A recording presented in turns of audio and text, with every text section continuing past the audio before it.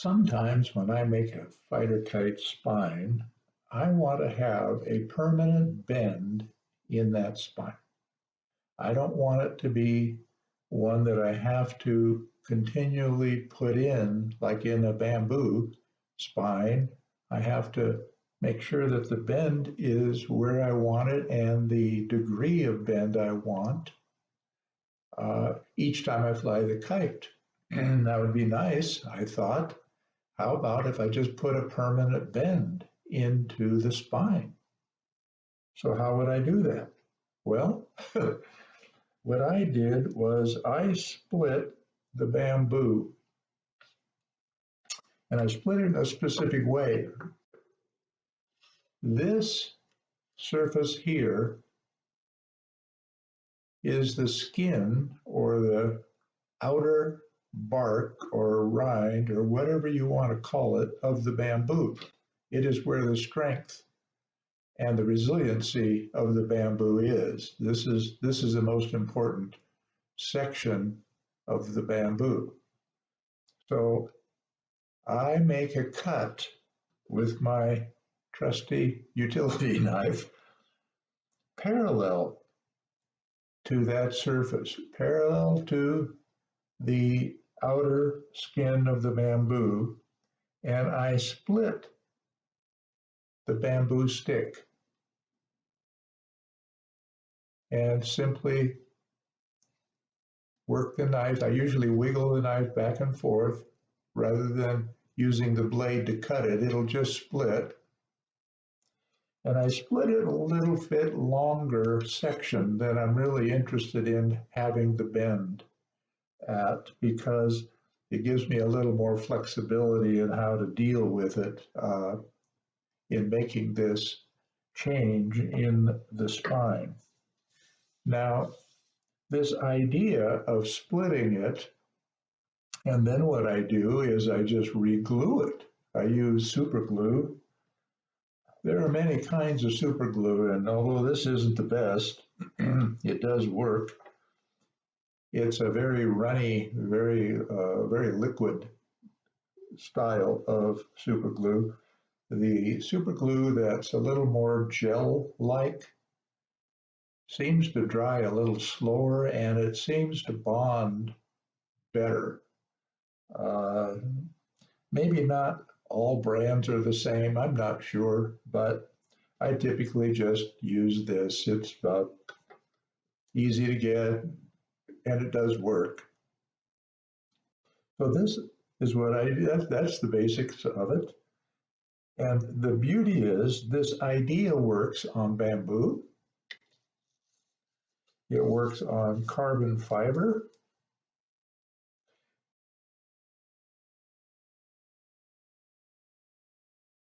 Whether the carbon fiber is a flat piece of carbon fiber that you split in the narrow section parallel to the width of it. So you split it like right here, as far as you want to split it in order to accomplish the bend that you want to put in it. So it's like this. And then when I split it, whether it's bamboo or carbon fiber, I put a toothpick in the split to keep it open. Now this is a flat piece of solid carbon fiber that I use for spines sometimes. And this is just a solid carbon fiber rod, 0.06 in diameter, 0.06 inches in diameter. And I do the same with it. Now with this, though, there is something that's pretty important, or I've discovered makes a difference for sure in how the spine responds, how straight the kite will track or fly when it's supposed to. And it's based on the spine and the energy the spine imparts to the kite. And in a round piece, a solid rod of carbon fiber like this, as you rotate the rod around its axis, like this and press down on it at the same time, so it's on a solid surface, you will feel that the rod is not 100% round. It seems to function like it has little flat spots along its length, causing it to bend differently in the different positions. What you want is to find one of those positions that is more dramatic and seems to feel like it's kind of locked in there. And that's the orientation you want when your spine is completely finished with its permanent bend. In order to accomplish that, what I do, I use this one's silver, but they come in different colors. It's a marker that's actually got acrylic ink in it. And once I get the position of this rod oriented the way I want it, the way it feels right here, that this is the natural orientation of this particular rod, I put a mark on it with my pen. And the reason is I want to split it perpendicular to a line that is going through the rod, an imaginary line, I guess you would say, that's going through the rod at the place that I put the mark. So I want the split to be in this plane, perpendicular to the plane of the rod at the place I marked it. And with a rod, I do exactly the same as I do with bamboo or with a flat carbon. I simply put my knife right into the end, and I make it as perpendicular as I can to that mark I put on the rod. And then I just very carefully, slowly get the knife to go into it.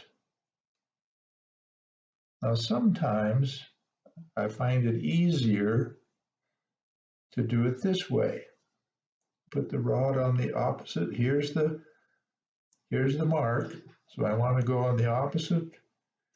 I want to go perpendicular. I just rotate the rod and I put my point of my utility knife directly above it and just press down. And that gives me a starting point for the split. And I can do the same with bamboo, or I can do the same with the flat carbon. Well, I missed that one. Let's try it again. Yeah, there we go. Now, as this splits, it may not be uniform. In other words, the two pieces of the split part may be different thicknesses. This came out pretty close, but it doesn't seem to make a lot of difference, because what I do is I just simply glue the pieces back together, but I put a bend in it as the glue dries, which I'll show you how I do that. So we'll just start with the bamboo. I do the same on all of them, though. It doesn't really matter. Before I do this, I created a metal form. And this is just an aluminum yardstick that I cut about a foot section off of and just bent with my hands where I thought would be a good shape for the spine if the spine were permanently bent. It's not a severe bend, but a noticeable bend for sure. Now, this bend in the form is more severe than the actual bend I want in the bamboo or in the carbon fiber. And I learned that I had to do that because whenever I made one of these spines like this, after I took it off of the form and the glue was dry, whether it's bamboo or whether it's carbon fiber, it didn't seem to matter, it would tend to spring back to its straight position a little tiny bit, which reduced the amount of bend that was actually in the mold I used or in the form or whatever you want to call this. So what I do is really simple. I have a piece of wax paper that I folded in half in the long direction. That's about as long as my form is, although I don't need it that long. That's how long I make it usually. I use my toothpick. I like toothpicks, they're pretty handy. And I put the toothpick into the split, widen the split, and then I apply my super glue to the surface, the inner surface. And I usually use another toothpick to spread it and wipe it back and forth. I just want to get it on all of the surfaces. And with bamboo, and sometimes also with carbon fiber, the split isn't really smooth. It's kind of rough. And so to get the glue into those little crevices takes a little rubbing, I found. But you have to be quick when you're using this super glue because it dries so quickly. So I get that set like this. Then I position this along the crease of my wax paper, and I position it onto my form in such a way that I will get the bend I want in the location I want on this particular spine. And then I use some fancy clamps called clothespins, and I use quite a few of them all along the length of the spine. And I want this to be clamped until the glue has set. So I just leave it. Now when I put it in to my form, in this case I didn't do it like I would want to. I like to have it parallel to the edge of the form so that it's aligned in a straight way and not going to have a distorted shape to it because of the angle that I happen to have it at by accident. Sometimes I put clothespins on both sides, like on over here, because sometimes the clothespin will force the spine to be angled in one particular direction because of the way the springs work in the clothespins.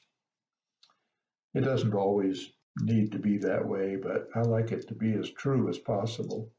So I let that dry.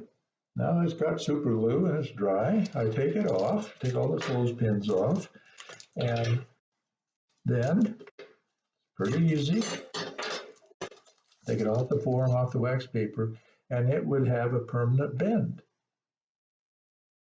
And I could use this in my kite, just as it is. I wouldn't have to worry about putting an extra bend in it if I didn't want to. The same is true with carbon fiber. I could either add a tension line to it in addition to the permanent bend, especially if I wanted the bend to be compound in shape.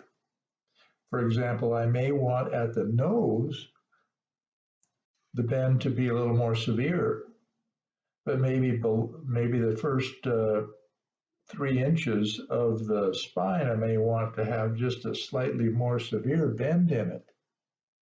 But for the rest of the spine, that's above the wingtip line, or noseward of the wingtip line, I might want to have a very gentle additional bend that's adjustable. So I would just put on an adjustable tension line like this using a top line hitch. And I like using glass beads. And so it would allow this kind of bend adjustable. But then instead of it just being part of that one bend up towards the nose, I would be able to have a slightly sharper bend there if that's what I wanted. So using permanent bends in the spine can really be beneficial in allowing you to, I guess, just experiment and maybe learn how you can improve the way your kites perform, and improve them, meaning they perform more like the way you want them to. That's how I define good performance. That the kite's fast, it's competitively fast. And when I want to maneuver the kite, it instantly responds to my manipulation of the kite line. That's how I define it as being the way I like it. Now, not everybody wants it that way. So you need a little bit of flexibility in the bending aspect, because it is this bend that is a really significant part of the reason that the kites maneuver the way they do. And this spine bend is far more critical than many people give it credit for. And it can influence the kite behavior and the kite speed a significant amount. So I hope this helps if you're interested in making a kite and using a spine that has at least a partial permanent bend that won't be impacted by anything else unless you want it to be. Sometimes with bamboo, once it's got a permanent bend and I want to bend it more, I may add a tension line even to the bamboo. This allows me to adjust the bend from the position of where the connection points are of the tension line, in addition to whatever the permanent bend shape is that I put into the kite with my super glue and by splitting it. Well, I hope this will give you some ideas that you'll implement, and that it ends up giving you a kite that you like better. That's the important thing. If it makes it better, from your perspective better, not from mine, but from yours, then it's the right thing to do.